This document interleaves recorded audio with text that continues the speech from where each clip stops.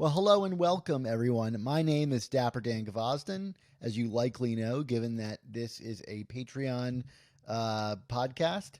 I hope you had a wonderful holiday and are excited to join us for a discussion or a listener discussion of Amazing Spider-Man Volume 6, number 14.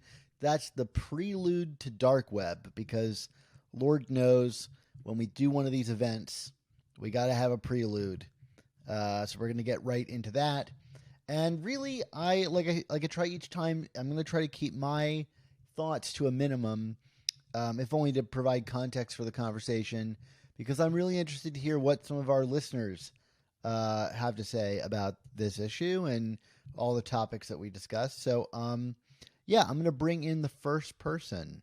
First up is Jeff Markovics. How's it going, everybody? Good to have you back, Jeff. Good to see you. Happy holidays.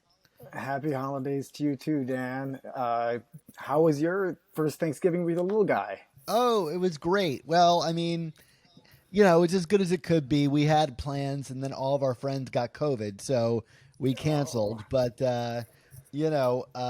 we made some food on our own, and my wife and I enjoyed it. Our son is still too young to really enjoy any of the food, but thank you for asking. It's really kind of you to yeah, ask. How was your Thanksgiving? it was wonderful.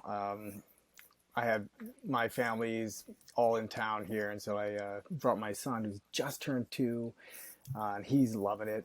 So it was a really Good, good good. time. A lot of good family and good food. So 2 seems like the right age for like the enjoyment to kind of kick in. So yeah, he's definitely really starting to put all the dots together and understand things. So he's just a lot of fun. well, that's good to hear. Good to hear. Yeah. Jeff, let's talk about Amazing Spider-Man Volume 6, number 14, the prelude to Dark Web. Yeah, you've got your copy there. Mine is over there somewhere.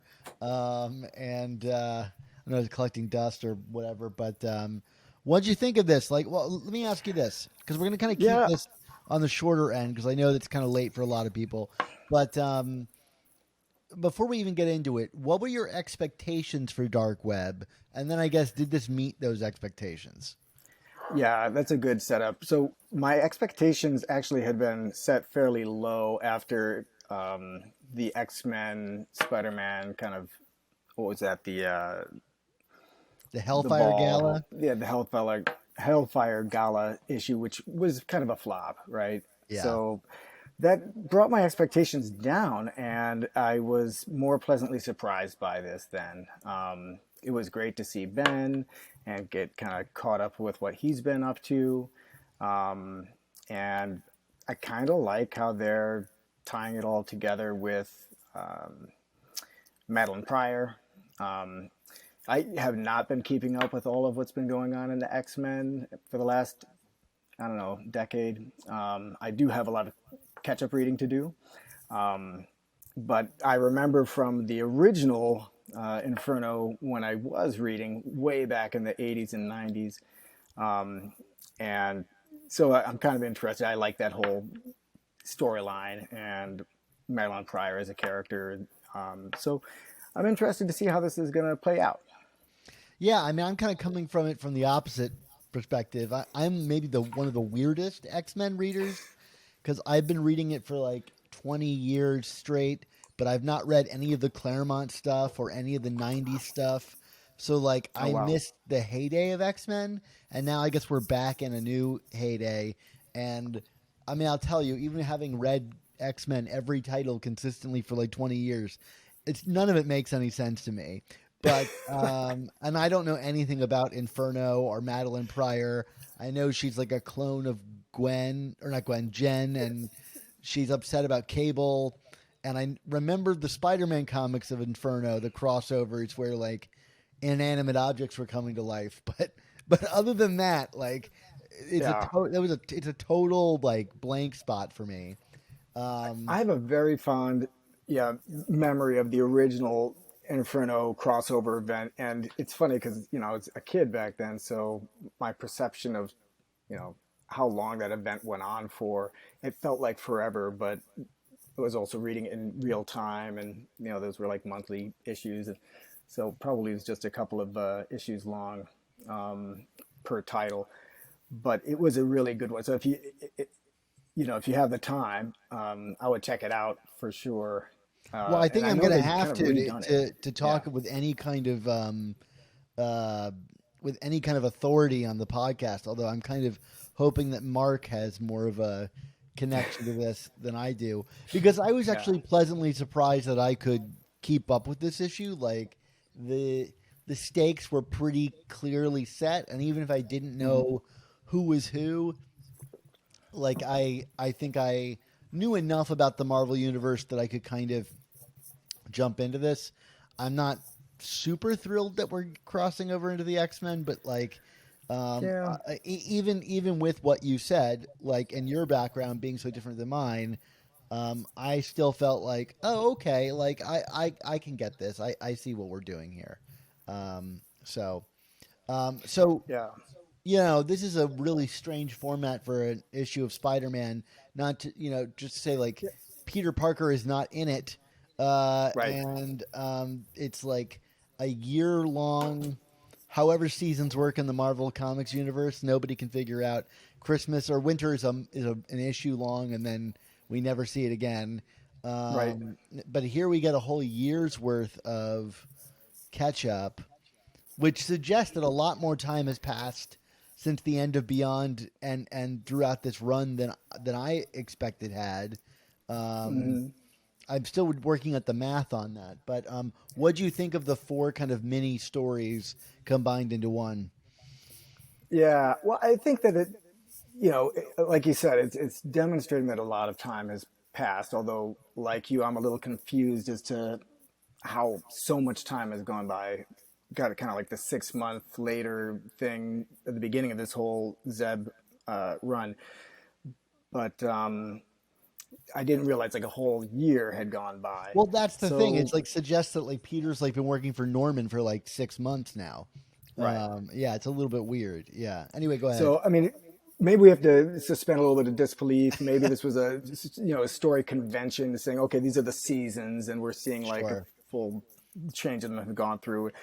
It also broke it up nicely to have the different writer and artist pairs for each season, and you know, and maybe there's some symbolism there that I wasn't quite picking up on that has to do with the seasons, but um, you know, in terms of the story, I think it did a good job of kind of showing progression, especially more with Janine, because at first I was actually pretty excited that she might be this reluctant participant, or maybe even she was going to leave, and then she got brought back in. But I thought her evolution over that period of time seemed a little bit more. Well, I'm glad they did it. I'm glad they explained it, because I think that otherwise it would have been really hard to make that leap. I've been scratching my head about why is she not going to Peter? She knows Peter, she knows Ben, and she knows something's wrong with Ben, and why didn't she reach out? This kind of explains a little bit more of why she's sticking by her man, and Yeah, you especially know, since at the end of the Beyond arc, she had like reached out personally to Mary Jane before right. Queen Goblin attacked. So, I don't know how formative that relationship is. I never really thought that Janine and MJ had much to connect about. Like they Right. kind of, I don't remember them crossing paths in the '90s, but I don't recall that either. But I mean, yeah, they clearly got to know each other sure. here.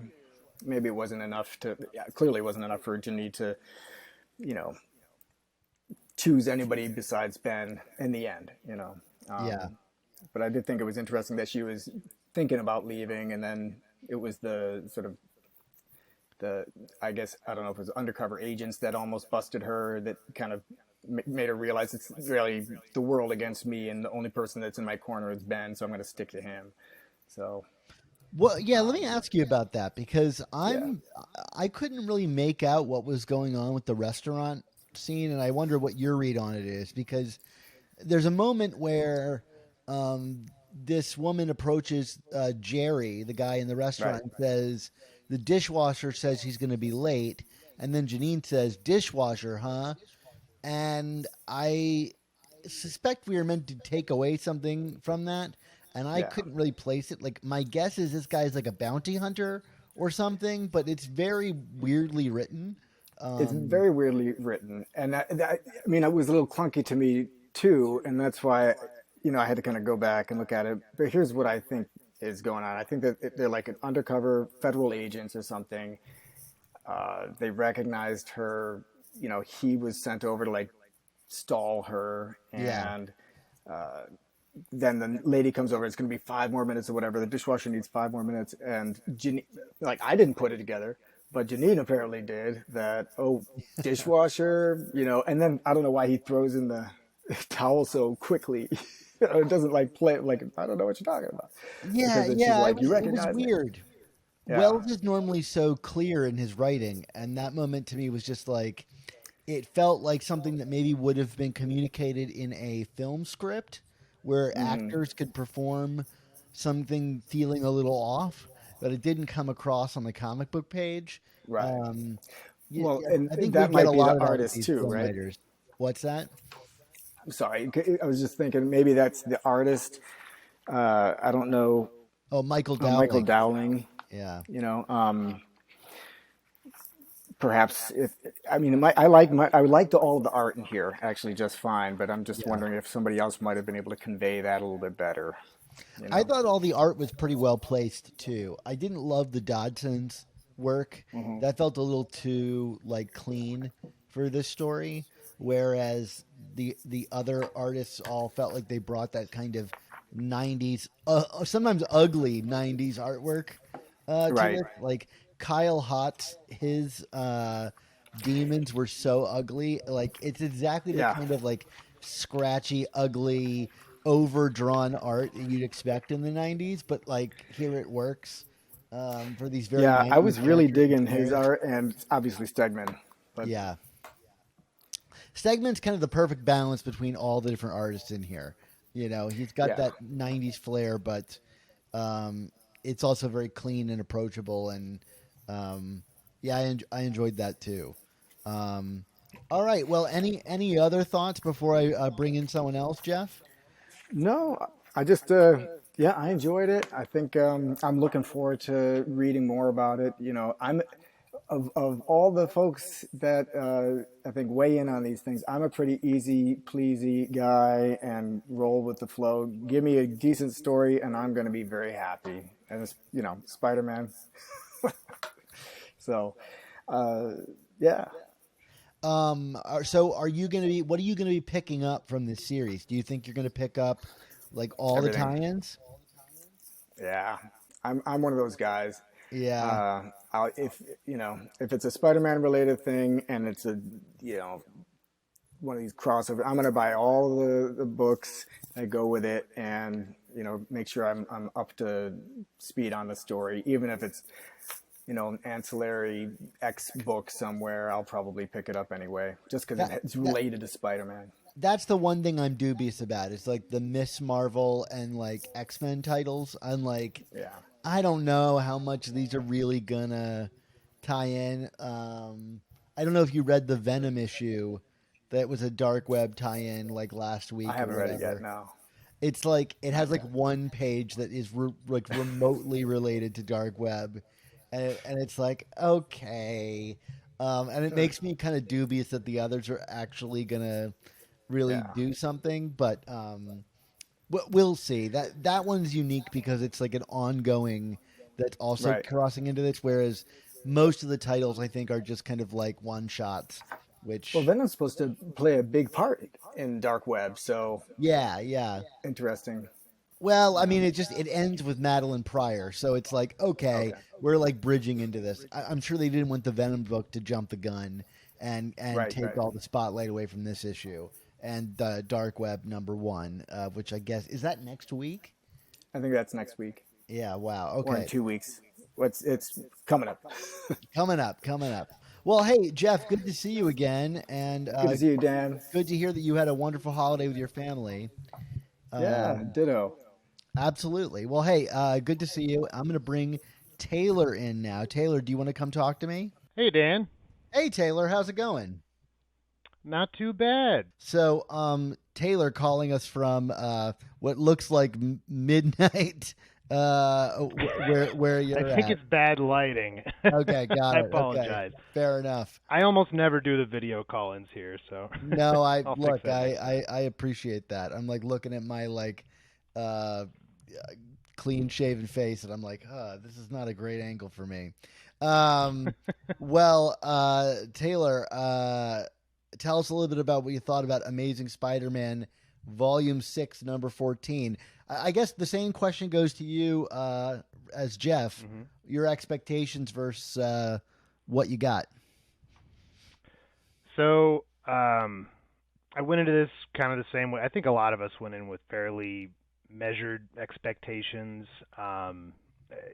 It's a whole new take for Ben Riley. It's a big event, and those can be very hit or miss sometimes.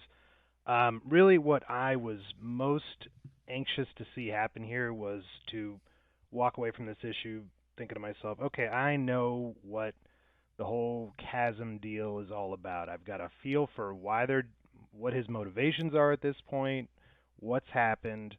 Really, for him and Janine were critical for me to find some measure of enjoyment here, and I think they accomplished that. I went into Beyond at the end of the Beyond arc feeling kind of unsure what was going on and why Ben had taken this turn. They left it very vague, and I feel like some of that was maybe not delivered motivations wise in a way that made sense. I wasn't really sure why one minute he's calling Peter his brother, the next minute he's hey, you stole my memories. I believe Beyond because they're obviously on Benevolent? the nose with honesty. Yeah. So anyway, that aside, I mean, going into this, it's very clear. He is even more confused than he was at the end of Beyond. He doesn't remember anything about being Peter Parker. All those memories are gone. He doesn't really remember even much of Ben Riley, and it sounds like really it's mostly just I remember the darkest parts only, and um, uh, to that effect, I'm now a very scared, anxious, angry, desperate human being, with a lot of confusion, I mean, and that helps me understand the motivations here. That helps me understand why he's going after Peter. He doesn't have any of those memories of the upbringing from Aunt May and Uncle Ben. He has no foundation. He's just very confused and desperate, and that makes sense. And I like that, and I think they really communicated that well. And I feel that now that we're moving into this, I at least get that part, and that was really critical for me. So, So has it um, changed your expectations for the story?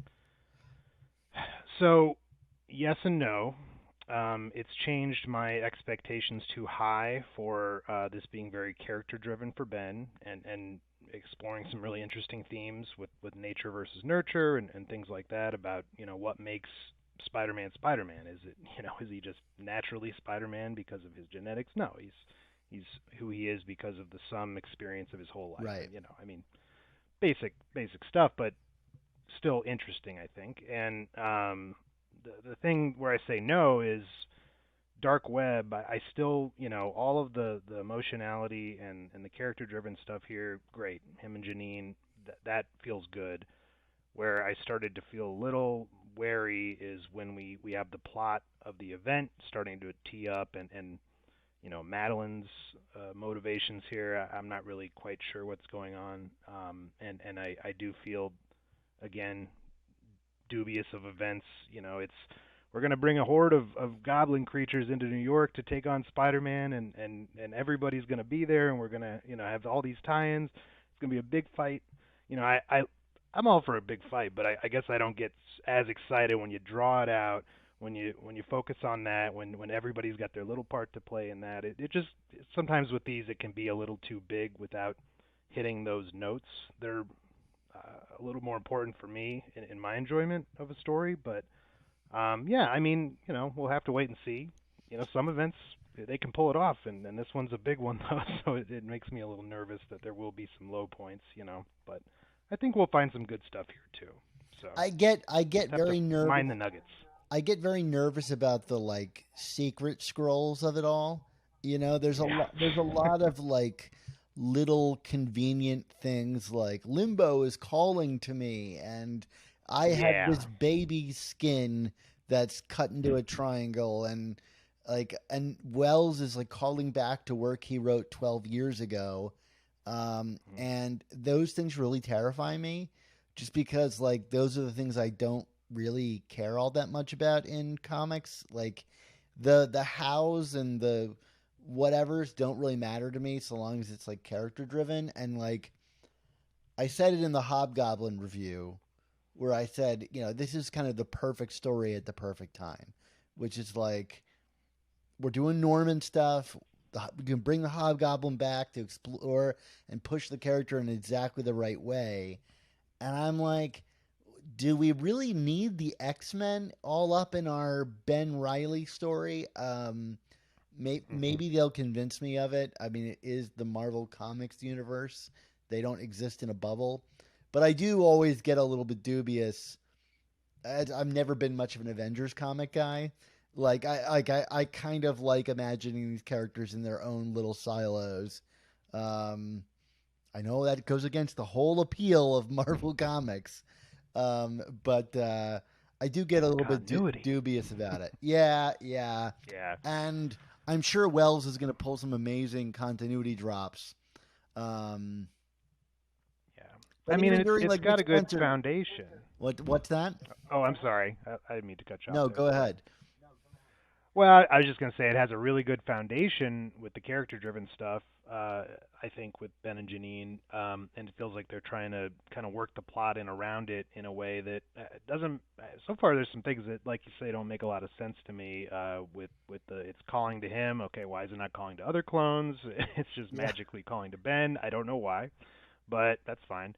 And then you've got, Madeline Pryor saying, hey, I was given limbo. I'm here to rule limbo. It's great, but I don't want to bite the hand that feeds me here, Ben. Let's not get too crazy. Oh, you know what's the right amount of crazy? Let's, march a horde of goblins into New York. The X-Men are going to be totally cool with that. well, It's that fine. whole thing too, like escalated dramatically. Like we've got Yes, like yes. Ben being like, "I need to confront Peter," and then turn the page. Mhm. Let's attack New York, and Yeah. I think that's the one thing I remain skeptical character wise about this whole thing is like, Yeah. wouldn't step one be that he just goes and talks to Peter? Like I still like the end of Beyond is still kind of souring this a little bit, which is that it's all Yeah. based on a misunderstanding, Mhm. and that could easily rectified if, like, the reason it wasn't able to be rectified in Beyond is because of the artificial inclusion of this goo, right? So it was Mhm. like ticking clock.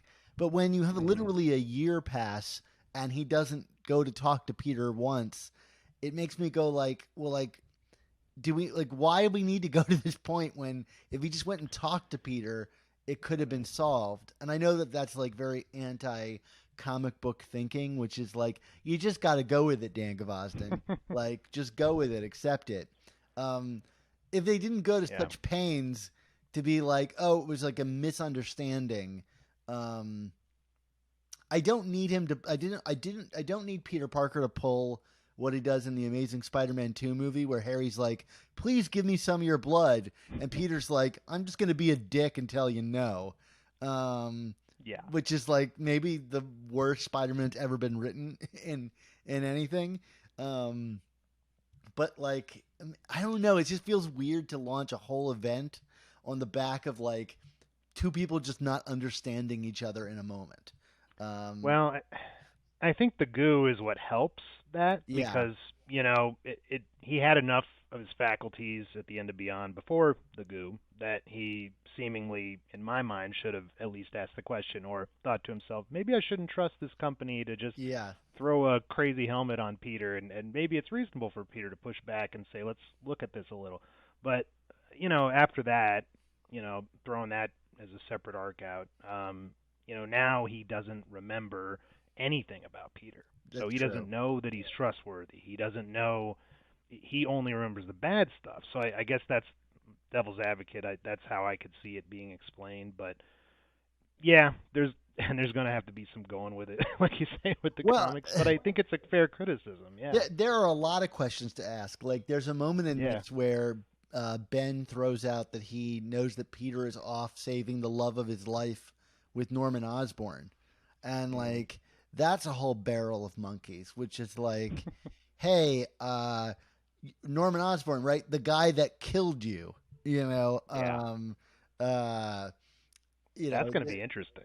yeah, no, I know that there is an issue with them squaring off with each other, coming up in the Gold Goblin series. So like, I'm looking Hmm. forward to potentially getting into that. Um, what we'll see. Uh, but then I wonder, like, how does he know that Peter's doing this? I guess he's stalking him, pretty I well guess. enough. Yeah. Um, Yeah. There's a lot of questions, and yeah. and I wonder if they'll explain all of them. And Wells does seem to kind of be the type of writer that lets you kind of fill in the blank. He's like, well, just figure it out, make sense of it, which I respect in that you try to not bore us with tons of exposition in the pages or whatever, but Yeah. it sometimes can be a little tricky. You're like, well, I would like a little more sometimes, but yeah.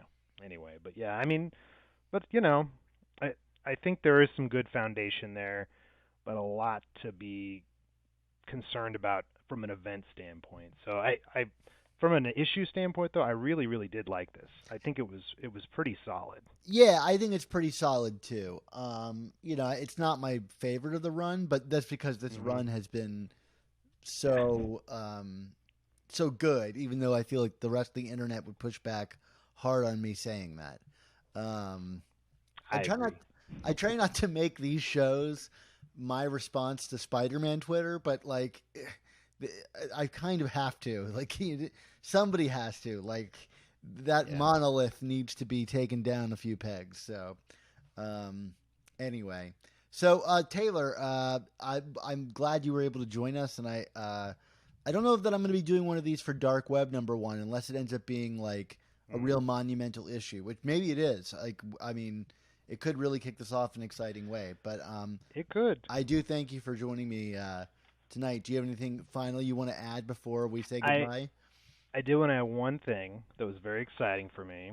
It is that I was able to make it into the letters pages there. All I don't right. know if you Yeah, could yeah, see yeah. it. I forgot to mention that. So, is this First your time. first time writing in, or first time getting in, or what?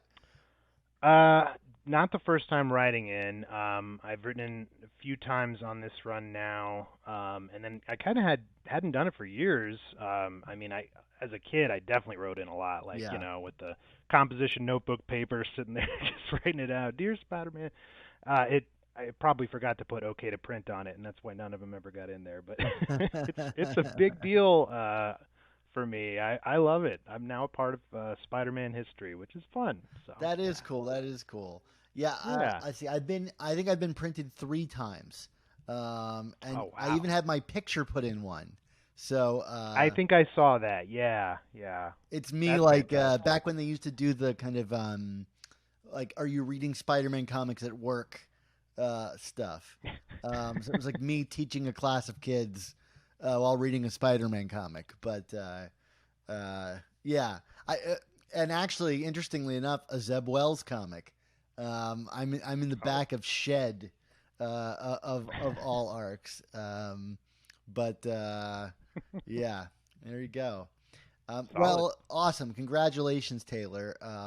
Thank you. Did you buy 2 copies of it just for that? I have several copies. Yes. I got some variants, and I never do variants, but I kind of want to do some kind of framing thing, and I want lots of books to work with and figure out how to make that look cool. So. That's cool. I will say my other like infamous thing is I got printed in 2 letters on the same day. Oh. In an Amazing Spider-Man regular and an Amazing Spider-Man annual, which had gotten delayed, so they released them on the same day. And Wow. I emailed Steve Wacker at the time, and he said this was a mistake. You should never have been printed twice on the same day. but the only Was it the reason same letter, the or was it no, it two was separate different letters? letters. Because Oh, it's the annual where Spider-Man like canonically first meets Captain America. It's like mm, a flashback annual. And right. so Steve Wacker had like tweeted, um, like, we need letters for this annual. Please write them in the style of like 1963 letters. So of course I went and opened all my old Spider-Man comics and went to the letters pages and like copied some of the lingo to make it sound like like from the 1960s and sent it in. So like the pool of people who applied must have been very small, especially with using 60s style lingo Yeah. and writing. So that one seemed like a lock, and then the other one, I guess I slipped in, and they just didn't look. Well, nowadays they don't even read their own comics. I'm of the belief, but back then with Steve Wacker at the Yeah. helm, I know that he would like keep track of the letters pages. But anyway, so yeah, it was really weird because I discovered it in the comic book store. I like opened one and I was like, oh my God, I'm in the back of this. And then like I was like, wait a minute, I wrote one for the other one too. Oh my God. And the people in the shop were like, this isn't real. You're lying to me. No, really, I swear, so anyway.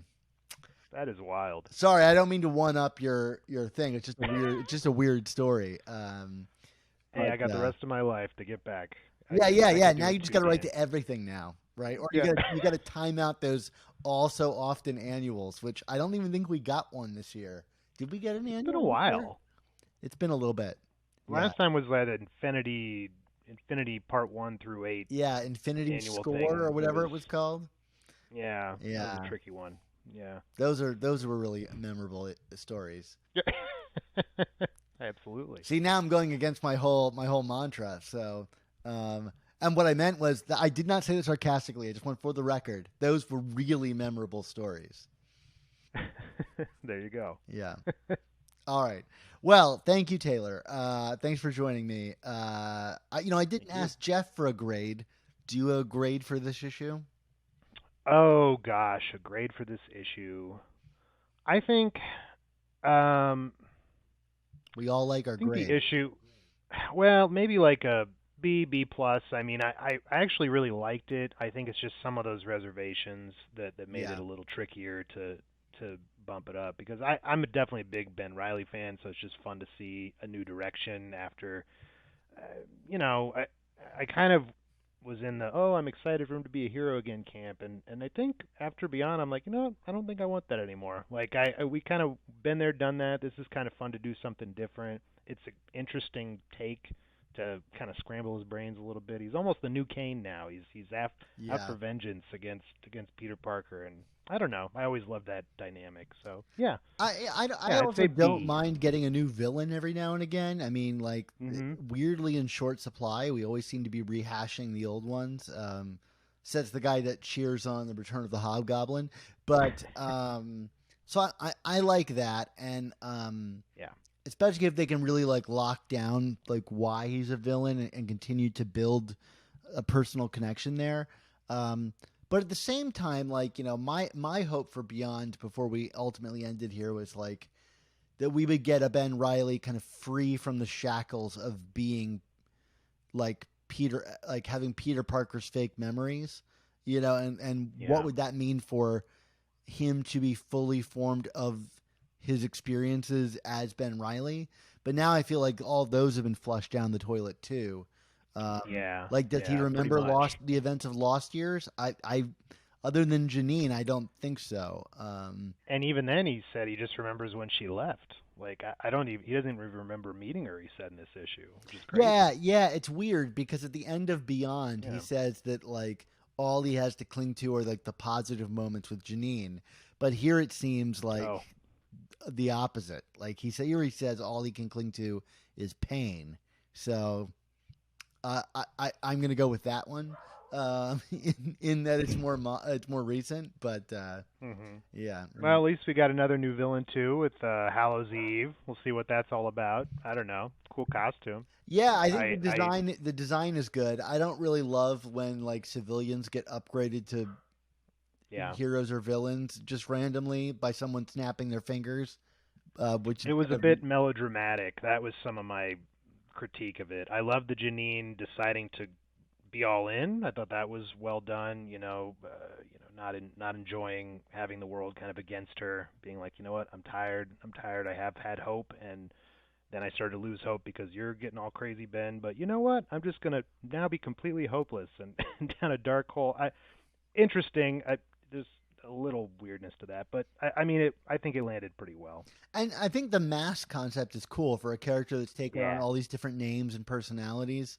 Yeah, there's a little corner box art on one of the variants I got that kind of gives a little clue to what I think the power is going to be. It shows her looking like a wolf man. Like I think she actually is going to like turn into these little monsters or something. Oh, So weird. Okay. I don't know. Maybe spoiler. Sorry, but No. I mean, I thought maybe she would like dress other people up. I don't know. yeah, or just get powers. Like I have fangs now, like Dracula. So Okay. Fair I enough. don't know. Fair enough. Fair Yeah, enough. we'll take it anyway. Perfect. All right. Well, hey, good to talk to you, Taylor, and You good to too. talk to you, Jeff, as well. Thank you to everybody who came and joined our listener discussion tonight, and thanks for supporting us on Patreon. I know it means a ton to me and a ton to Mark, and not only do your contributions let us keep continuing to do the show, but it creates a really fun community around these comics. So thank you guys. Hope you had a wonderful holiday week, and I'll talk to you guys real soon.